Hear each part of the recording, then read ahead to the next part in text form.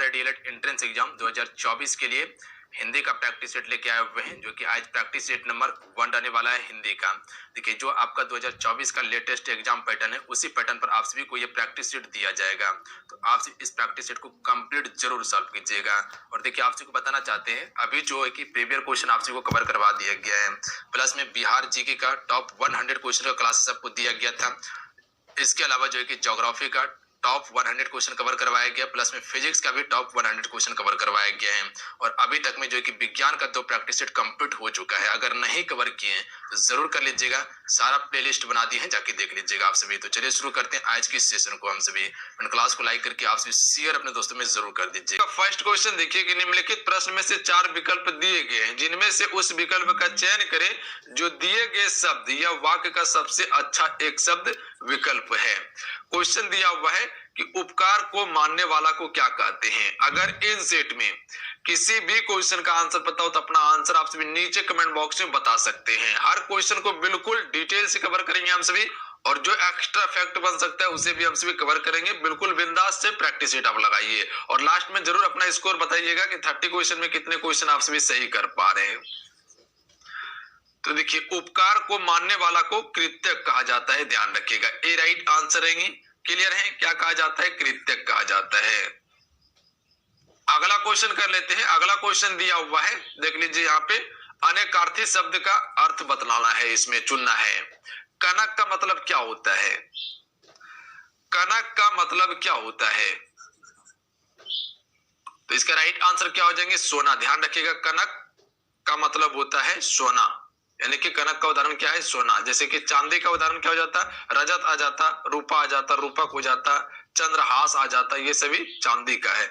कनक का हो जाएगा सोना, धातु, पलाश, गेहूं, ये सभी कनक का उदाहरण है। चावल का क्या है उदाहरण? अच्छत है। अगला क्वेश्चन देख लीजिए। अगला क्वेश्चन दिया हुआ है कि निम्नलिखित प्रश्नों में से 4 विकल्प में से रेखांकित पद का उचित कारक को पहचानिए।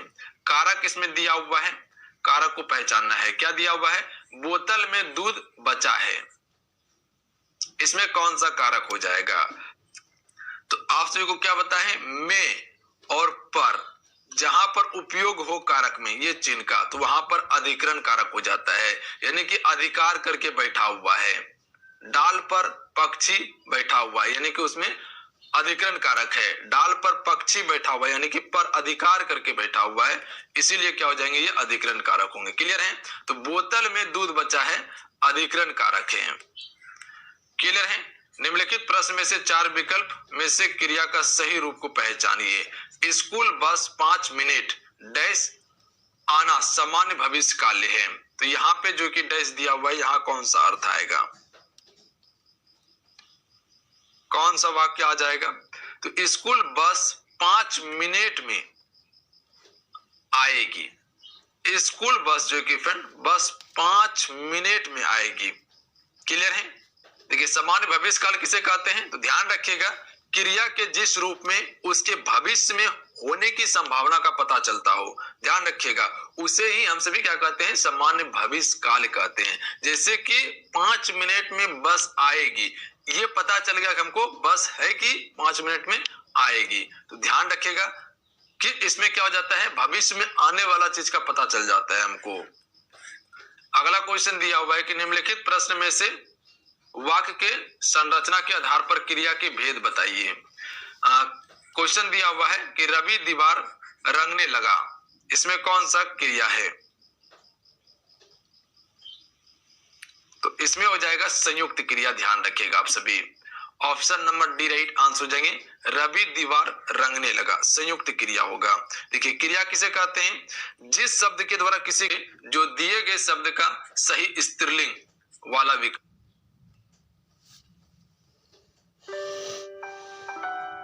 रमेश भाई, इस बार तो खूब सरसों हुई है, बेच नहीं रहे। चयन करें, सभी क्या कर। अब यहाँ पे संयुक्त क्रिया की बात आया है, तो संयुक्त क्रिया किसे कहते हैं? जो क्रिया 2 या 2 से अधिक धातुओं के मेल से बनती है, उसे ही हम सभी क्या कहते हैं? संयुक्त क्रिया कहते हैं। तो ध्यान रखिएगा आप सभी। अगला क्वेश्चन देख लीजिए। निम्नलिखित प्रश्नों में से 4 विकल्प में से उस विकल्प का चयन करें जो दिए गए शब्द का सही स्त्रीलिंग वाला विकल्प है। हंस का स्त्रीलिंग क्या होगा फ्रेंड? हंस का स्त्रीलिंग क्या होगा? तो हंस का हो जाएगा हंसनी, ध्यान रखिएगा आप सभी। Option number A right answer है। क्लियर है? आप सभी को बताऊंगा कि लिंग दो ही प्रकार का है जाते, एक स्त्रीलिंग एक पुल्लिंग है।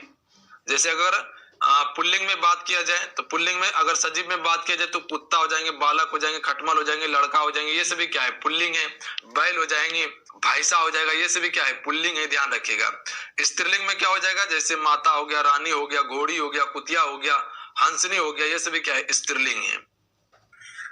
अगला क्वेश्चन देखिए, निम्नलिखित प्रश्न में से चार विकल्प में से दिए गए शब्द का सही स्त्रीलिंग रूप वाला शब्द को चुनिए। कुम्हार का स्त्रीलिंग क्या होगा? कुम्हारिन होगा कुम्हार का स्त्रीलिंग। ऑप्शन में बी राइट आंसर है। चार विकल्प में से उस विकल्प का चयन करें जो दिए गए शब्द का सही स्त्रीलिंग वाला विकल्प है। हंस का स्त्रीलिंग क्या होगा फ्रेंड? हंस का स्त्रीलिंग क्या होगा? तो हंस का हो जाएगा हंसनी, ध्यान रखिएगा आप सभी। Option number A right answer है। क्लियर है? आप सभी को बताऊंगा कि लिंग दो ही प्रकार का है जाते, एक स्त्रीलिंग एक पुल्लिंग है। जैसे अगर पुल्लिंग में बात किया जाए तो पुल्लिंग में अगर सजीव में बात किया जाए तो कुत्ता हो जाएंगे, बालक हो जाएंगे, खटमल हो जाएंगे, लड़का हो जाएंगे, ये सभी क्या है? पुल्लिंग है। बैल हो जाएंगे, भाईसा हो जाएगा, ये सभी क्या है? पुल्लिंग है, ध्यान रखिएगा। स्त्रीलिंग में क्या हो जाएगा? जैसे माता हो गया, रानी हो गया, घोड़ी हो गया, कुतिया हो गया, हंसनी हो गया, ये सभी क्या है? स्त्रीलिंग है। अगला क्वेश्चन देखिए, निम्नलिखित प्रश्न में से चार विकल्प में से दिए गए शब्द का सही स्त्रीलिंग रूप वाला शब्द को चुनिए। कुम्हार का स्त्रीलिंग क्या होगा? कुम्हारिन होगा कुम्हार का स्त्रीलिंग। ऑप्शन में बी राइट आंसर है। क्लियर है? अगला क्वेश्चन देख लीजिए। अगला क्वेश्चन है कि नीचे दिए गए विकल्प में से बहुवचन रूप वाला विकल्प पहचानिए। यानी कि चुटिया जो है इसका बहुवचन क्या होगा? चुटिया का बहुवचन क्या हो जाएगा? तो इसका ऑप्शन में ए राइट आंसर हो जाएंगे। ध्यान रखिएगा, चंद्र बिंदु का प्रयोग होगा इसमें बहुवचन जब लगेगा। देखिए वचन की बात आया है तो वचन कितने प्रकार का होता है? तो ध्यान रखिएगा, वचन दो प्रकार का होता है, एक वचन और बहुवचन। सही पूर्ण रूपरेखा वर्ण विच्छेद वाला है। कृपन का वर्ण विच्छेद क्या होगा? इसका पूरा वर्ण विच्छेद करना है। तो सबसे पहले ये समझ लीजिए, ये जो देख रहे हैं आप, ये क्या है? री है, ध्यान रखिएगा आप सभी। ये क्या है? री है, जो कि वर्ण के लास्ट में या नीचे लगता है वर्ण के, ध्यान रखिएगा। तो अगर इसका वर्ण विच्छेद करेंगे इसका option number D right answer रहेगा। सब में हलंत का प्रयोग हुआ, ध्यान रखिएगा आप सभी। क्योंकि अगर सिर्फ को लिखिएगा तो इसमें हलंत आएगा और फिर आ जोड़ दीजिएगा तो इसमें पूरा को बनेगा। उसी प्रकार से प को सिर्फ लिखिएगा तो इसमें सिर्फ इसका हलंत आएगा और इसी प्रकार से अगर इसमें आ जोड़ दीजिएगा तो पूरा पो बनेगा, ध्यान रखिएगा आप सभी। अगला है निम्नलिखित चार विकल्पों में से शुद्ध वर्तनी वाला शब्द पहचानिए। तो शुद्ध वर्तनी वाला शब्द कौन सा हो जाएगा? कृष्ण हो जाएगा। बिल्कुल इसी प्रकार से लिखा जाता है कृष्ण, ध्यान रखिएगा। अगला है निम्नलिखित प्रश्न में से चार विकल्पों में से उस विकल्प को चुनिए जो दिए गए वाक्य में से विशेषण शब्द की विशेषता प्रकट करता है। विशेषण शब्द की विशेषता को प्रकट करता है। इस पर्वतमाला में बहुत ऊंचे ऊंचे पहाड़ हैं। तो इसमें कौन सी विशेषण की विशेषता को प्रकट कर रहा है? तो ये कर रहा है बहुत। बहुत जो है कि ये प्रविशेषण है। क्लियर है? क्या है? प्रविशेषण है। और जो कि भी दिया हुआ है आपका। चलिए इस क्वेश्चन का राइट आंसर बताइएगा। सर्वनाम का शाब्दिक अर्थ क्या होता है? सर्वनाम का शाब्दिक अर्थ होता है सबका नाम। ए राइट आंसर है, ध्यान रखिएगा आप सभी। देखिए सबसे पहले यह समझ लीजिए, अगर सर्वनाम की बात किया गया है तो सर्वनाम का 6 पद होता है। कौन कौन सा? पुरुषवाचक सर्वनाम, निश्चयवाचक सर्वनाम, अनिश्चयवाचक सर्वनाम, संबंधवाचक सर्वनाम, प्रश्नवाचक सर्वनाम और निजीवाचक सर्वनाम। तो ये 6 प्रकार का सर्वनाम होता है। क्वेश्चन पूछा जाता है, ध्यान रखिएगा आप सभी। क्लियर है? अब यहाँ क्वेश्चन क्या पूछा गया था? सर्वनाम का शाब्दिक अर्थ क्या होता है? सबका नाम, ध्यान रखिएगा आप सभी। कौन सी माधव मुक्तिबोध द्वारा रचित रचना नहीं है? अंधा युग, ध्यान रखिएगा आप सभी।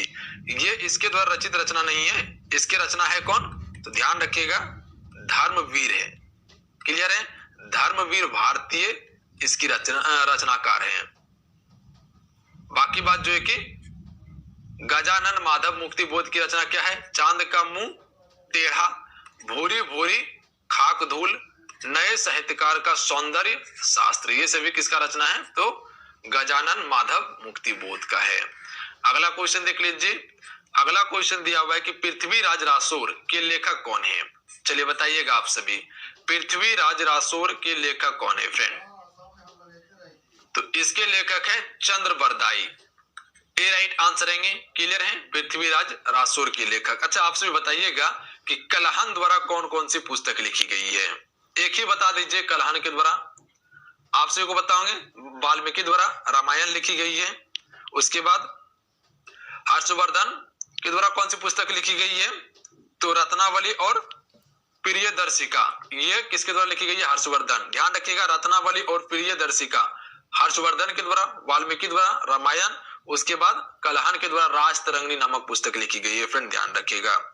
और जोन राज भी इसी के द्वारा, कलहन के द्वारा जोन राज और राजतरंगिणी लिखी गई है। तो याद रहेगा। अगला क्वेश्चन देख लीजिए। चलिए इस क्वेश्चन का राइट आंसर बताइएगा। क्वेश्चन पढ़िए आप सभी। सत्यार्थ प्रकाश उपन्यास के लेखक का नाम क्या है? पीछे पढ़ने का कोई काम नहीं है, सिर्फ जहां क्वेश्चन दिया हुआ है उसको कवर कीजिए। सत्यार्थ प्रकाश उपन्यास के लेखक कौन है? तो सबसे पहले आप सभी ये समझ लीजिए कि सत्यार्थ प्रकाश उपन्यास जो है फ्रेंड, इसका प्रकाशन जो है कि 1875 में किया गया था, और ये किया गया था दयानंद सरस्वती के द्वारा। ध्यान रखिएगा, आर्य समाज का प्रमुख ग्रंथ है सत्यार्थ प्रकाश, ध्यान रखिएगा आप सभी। 1875 में प्रकाशन हुआ था। अगला क्वेश्चन है, हिंदी साहित्य अकादमी की ओर से हर वर्ष सलाका सम्मान पुरस्कार किस क्षेत्र में दिया जाता है? चलिए बताइएगा आप सभी। हिंदी साहित्य अकादमी की ओर से हर वर्ष सलाका सम्मान पुरस्कार किस क्षेत्र में दिया जाता है?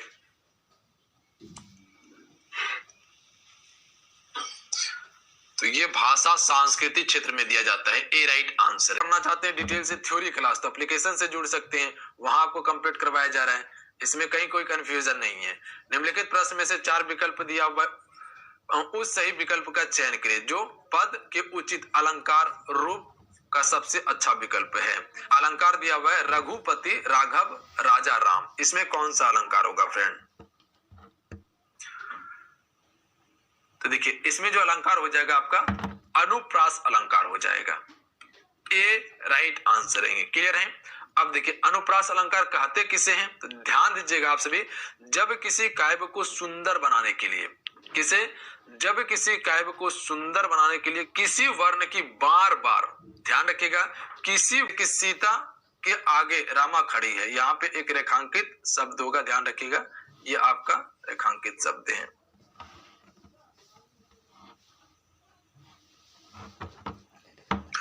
तो इसमें संबंध बोधक अव्यय होगा।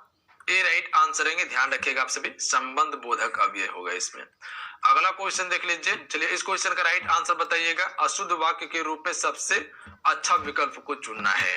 क्वेश्चन है घूमना सुबह अच्छा है, घूमना सुबह अच्छा है, अशुद्ध वाक्य के रूप में सबसे अच्छा विकल्प कौन सा होगा? ये अशुद्ध वाक्य दिया हुआ है, घूमना सुबह अच्छा है, इसका शुद्ध रूप क्या हो जाएगा? सुबह घूमना अच्छा है। डी राइट आंसर है। अगला देख लीजिए। चलिए इस क्वेश्चन का राइट आंसर बताइएगा। क्या दिया हुआ है क्वेश्चन? छंद के प्रत्येक चरण में कितनी मात्राएं हैं? करते अभिषेक पयोद हैं, बलिहारी इस वेश की, हे मातृभूमि तू सत्य ही, सगुन मति सर्वे की। इसके प्रत्येक चरण में कितने मात्राएं हैं? तो ध्यान रखिएगा ए राइट आंसर है 15 और 13 हैं, जिसमें कि 28 हो जाएगा टोटल। अगला क्वेश्चन देख लीजिए। निम्नलिखित प्रश्न में से 4 विकल्प में से उस विकल्प का चयन करें जो जो दिए गए मुहावरे का सही अर्थ का विकल्प है। मुहावरा दिया हुआ है अंक भरना का अर्थ क्या होता है? तो अंक भरना का अर्थ हो जाता है गले से लगाना या स्नेह कर लेना हो जाता है। बी राइट आंसर है। ध्यान रखिएगा आप सभी। अगला क्वेश्चन कर लेते हैं। अगला क्वेश्चन दिया हुआ है संयोग और वियोग किस रस के रूप में है? संयोग और वियोग किस रस के रूप में है? तो श्रृंगार रस के रूप में है, ध्यान रखिएगा। अगला क्वेश्चन देख लीजिए। अगला क्वेश्चन दिया हुआ है, पिताजी पत्र पढ़ रहे हैं, कर्मवाच्य है, तो इसका सही विकल्प कौन सा होगा? निर्देशानुसार वाक्य में परिवर्तन वाला सही विकल्प को चुनना है। इसमें पिताजी पत्र पढ़ रहे हैं, कर्मवाच्य है, ही जो विकल्प होगा, पिताजी के द्वारा पत्र पढ़ा जा रहा है। ध्यान रखिएगा आप सभी, सी राइट आंसर रहेंगे। क्लियर है, याद रहेगा।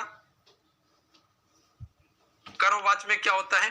तो क्रिया के जिस रूप में कर्म प्रधान हो उसे ही हम सभी क्या कहते हैं? कर्मवाच्य कहते हैं।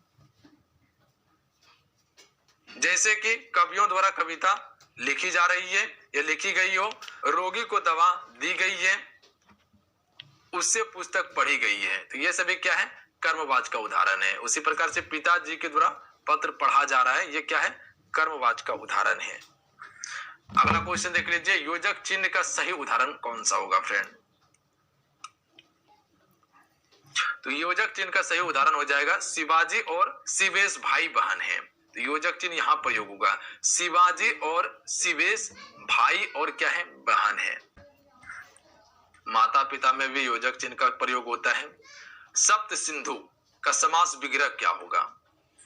सप्त सिंधु का क्या निकालना है? समास विग्रह निकालना है।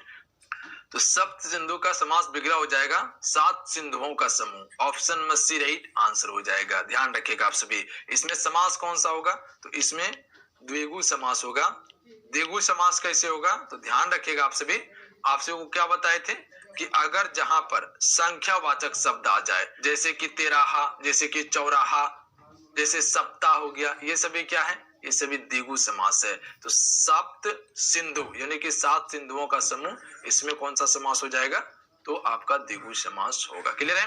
अगला क्वेश्चन देख लीजिए। चलिए इस क्वेश्चन का राइट आंसर बताइएगा आप सभी। सम्मान अर्थ वाला शब्द को चुनना है। पत्थर का अर्थ क्या होगा? पत्थर का सम्मान अर्थ को चुनना है। तो पत्थर को हम सिर्फ पाषाण कहते हैं, ध्यान रखिएगा आप सभी। ए राइट आंसर रहेंगे। अगला क्वेश्चन देख लीजिए। अगला क्वेश्चन है, उपसर्ग से बना शब्द कौन सा नहीं है?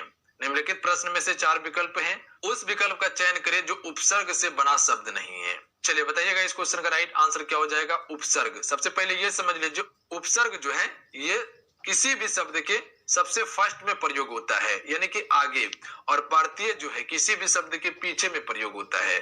तो उपसर्ग से बना शब्द नहीं होगा कौन सा? दिखावा, ये उपसर्ग से नहीं बना हुआ है, ये प्रत्यय से बना हुआ शब्द है। जबकि पुनर्जन्म, कुधर्म और आजीवन, ये सभी क्या है? उपसर्ग से बना हुआ है। जैसे पुनर्जन्म है, इसमें जो है कि पुनः क्या है? ये एक उपसर्ग है, ध्यान रखिएगा। पुनः क्या है? उपसर्ग है। और कुधर्म में क्या है? कु क्या है? ये उपसर्ग है। आपका आजीवन में क्या है? आ क्या है? ये आपका उपसर्ग है, ध्यान रखिएगा आप सभी। दिखावा, आवा क्या है? वो आपका प्रत्यय शब्द है। अगला क्वेश्चन देख लीजिए। विपरीत अर्थ वाला शब्द को चुनना है। जैसे कि स्वार्थ का विपरीत अर्थ क्या होगा? तो स्वार्थ का हो जाएगा परमार्थ। Option number A right answer है, ध्यान रखिएगा आप सभी। क्लियर है?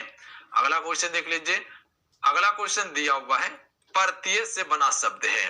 अभी उपसर्ग से बना शब्द आपको बताएं, अब प्रत्यय से बना शब्द बताइएगा। जादूगर, जादूगर ये प्रत्यय से बना शब्द है, ध्यान रखिएगा। क्या बताया प्रत्यय में? कि शब्द के जो अंत में लगता हो और पूरा शब्द बनाता हो, उसे ही हम सभी क्या कहते हैं?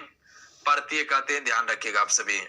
जैसे आपको क्या बताया? जादूगर, तो ये चीज क्लियर होगी आप सभी का। जैसे कि अगर हम सभी एक क्रिया लेते हैं, क्रिया में ले लेते हैं जादू, ठीक है, और अगर पूरा इसको शब्द बनाना है तो इसमें क्या करेंगे? गर का प्रयोग करेंगे, तो क्या हो जाएगा? जादूगर, एक शब्द बन गया।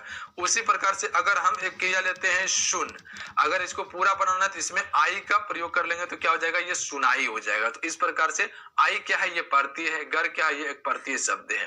क्लियर है?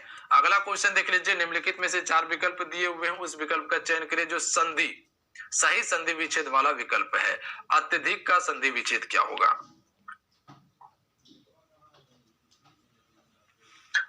अति धन अधिक बराबर अत्यधिक होता है, तो इसका ऑप्शन में बी राइट आंसर हो जाएंगे। तो चलिए